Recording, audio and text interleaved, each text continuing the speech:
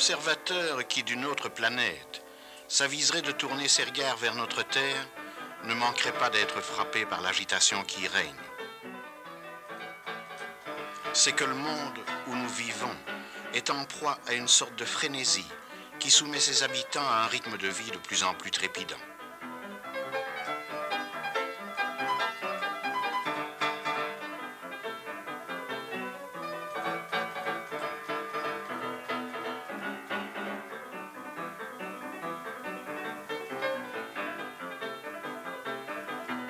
La plupart des êtres se contentent de naître, de grandir, de se développer, de se flétrir et de disparaître sans avoir fait autre chose que travailler.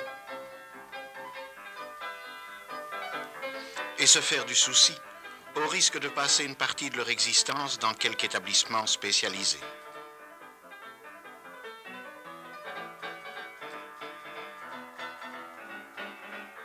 Chacun sait que pour vivre une vie harmonieuse, l'être humain a besoin d'une diversion à ses soucis quotidiens.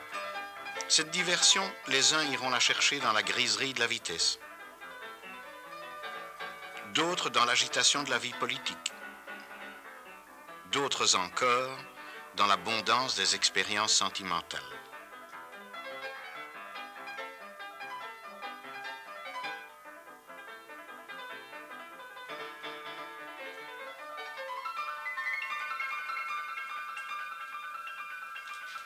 Mais c'est dans la nature seulement que les êtres normaux trouveront le moyen le plus efficace de satisfaire l'éternel besoin d'évasion.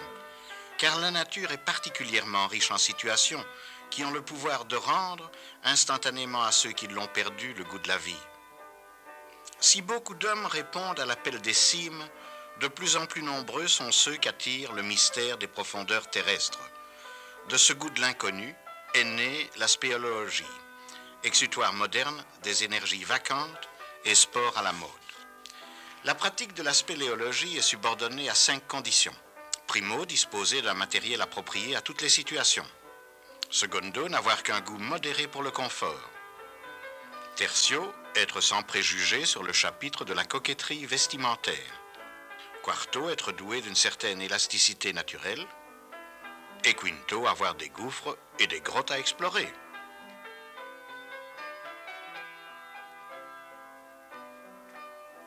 À cet égard, la Belgique, et particulièrement le bassin Mozan, avec ses roches calcaires propices à la formation de grottes et de gouffres, offre aux spéléologues des ressources inestimables. L'eau, elle est partout présente, poursuivant inlassablement depuis des millénaires son action érosive, façonnant à sa guise les roches les plus dures.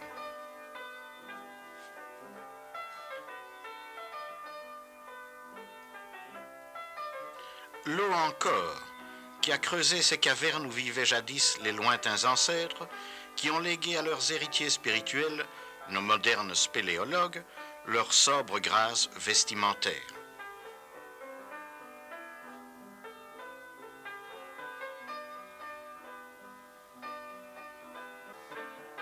Si de tout temps les cavernes ont attiré l'homme, leur exploration systématique ne remonte qu'à une 50aine d'années. Exploration bien timide, où le collerette, le chapeau melon et les épouses faisaient partie de l'équipement.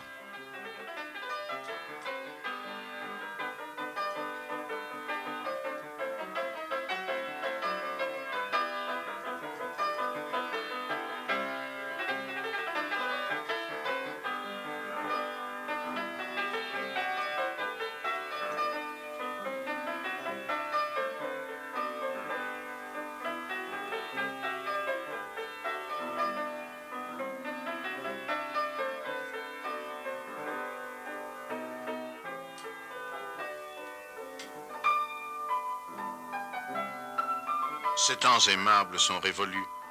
Aujourd'hui, les spéléologues sont des êtres organisés et réfléchis, gastronomiquement prévoyants aussi, car s'ils savent parfois à quelle heure ils prennent le départ, ils ignorent toujours quand ils reviendront.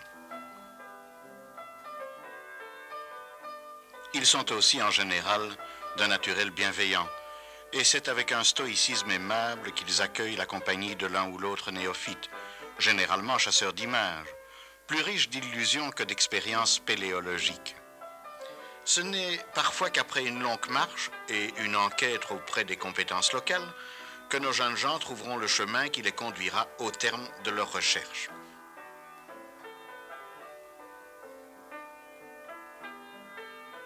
D'apparence insignifiante pour le profane, ce petit ruisseau met nos chercheurs en état d'alerte. Interrompant brusquement son cours en surface, il disparaît comme par enchantement dans le sol. Dans le jargon des spécialistes, cela s'appelle une perte. Sans doute trouveront-ils dans les parages quelques passages praticables menant aux excavations souterraines.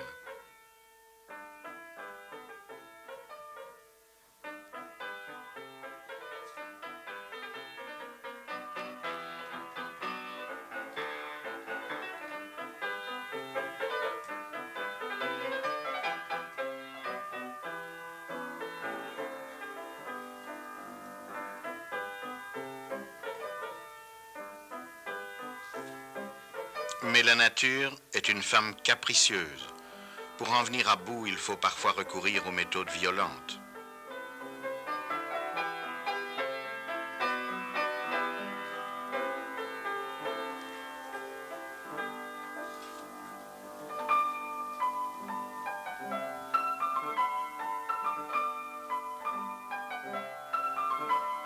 Et voici, complètement dégagée, l'entrée d'une cheminée.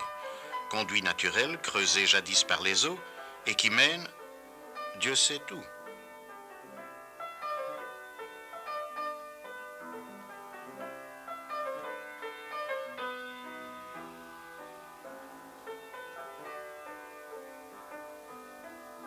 Le moment est enfin venu pour les spéléologues de quitter la surface de ce monde, pour tirer au clair, si l'on peut dire, le mystère des ténèbres souterraines.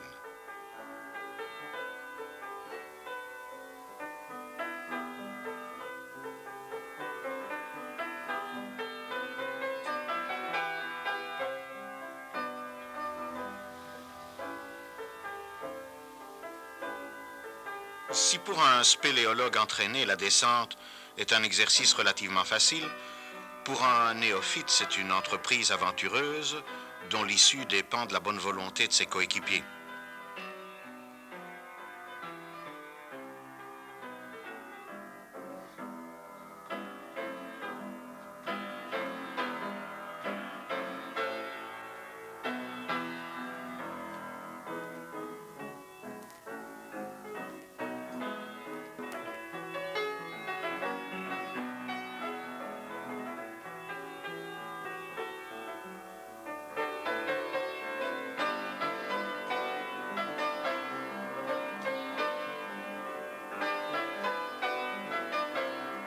Et nous voici dans le royaume enchanté des ténèbres, de l'humidité et de la boue.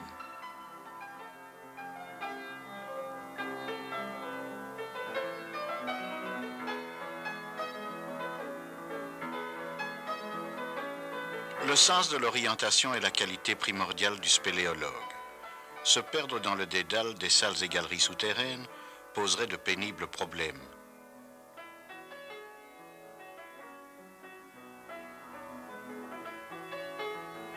Tout comme l'alpiniste, le spéléologue doit être rompu aux techniques de l'escalade.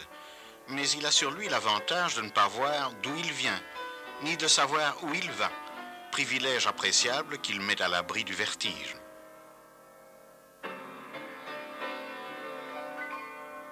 Quant au profane, on s'arrangera pour lui faire suivre des voies plus confortables, mieux à la portée de ses aptitudes. Comme on s'en doute, l'exploration d'une grotte est tout autre chose qu'une promenade. En fait, elle n'est possible que par une gymnastique de tous les instants et une endurance acquise au prix d'un entraînement prolongé.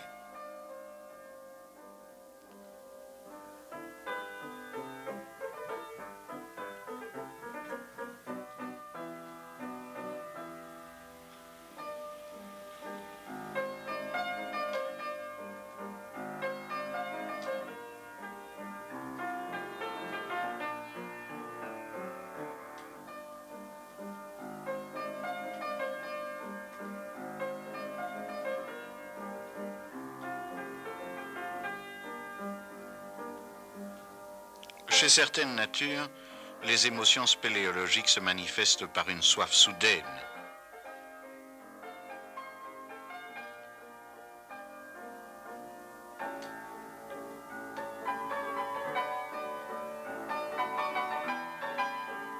Dans une grotte, le grand problème qui se pose aux chasseurs d'images est celui de la lumière.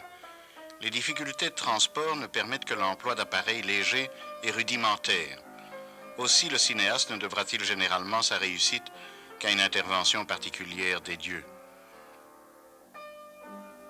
Partout, le patient travail des eaux a donné naissance à une étonnante floraison de stalactites, stalagmites, draperies, auxquelles le polissage des siècles a ajouté un éclat féerique.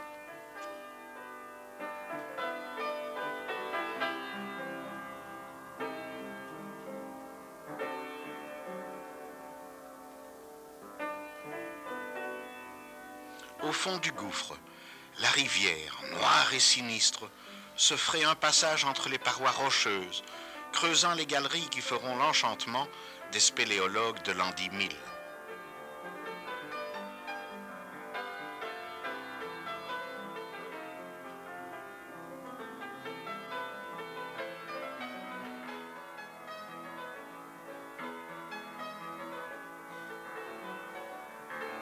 Et dire qu'ils font tout cela pour leur plaisir.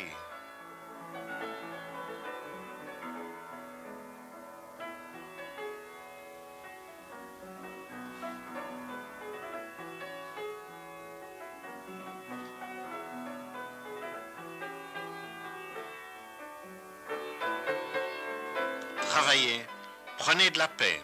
C'est le fond qui manque le plus.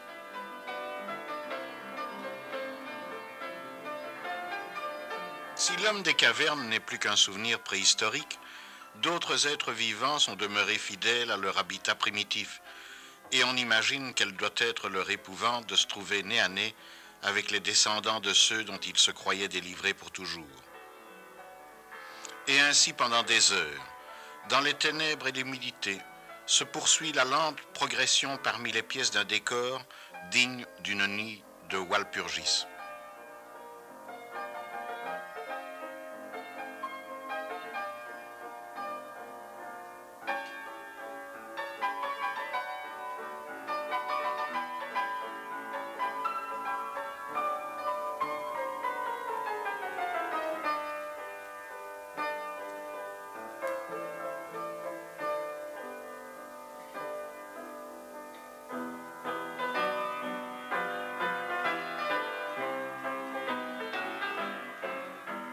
Le raccommodage des fonds de culotte est une spécialité dans laquelle les spéléologues acquièrent rapidement une grande maîtrise.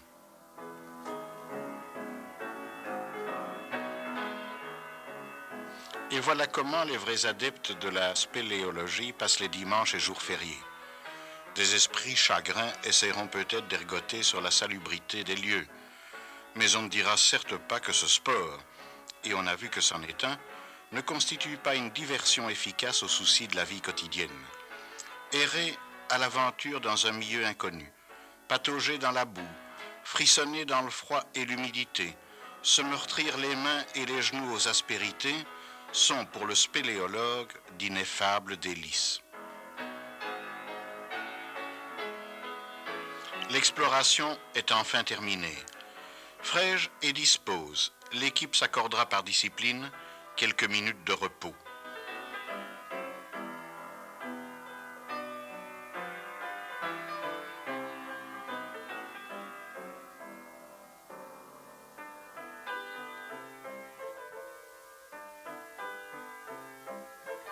Puis ce sera l'inévitable retour. Et jusqu'à la fin, le calme et la concorde régneront dans l'équipe. La remontée est généralement une entreprise dont la facilité est en raison directe du degré d'entraînement et inversement proportionnelle au poids de l'objet.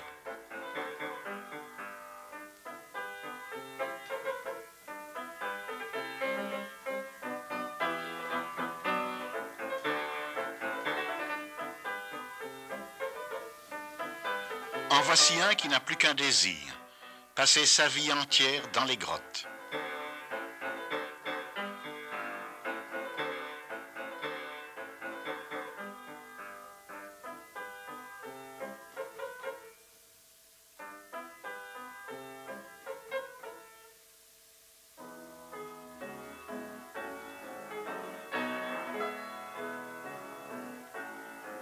Hélas, pourquoi si haut mes yeux ont-ils monté?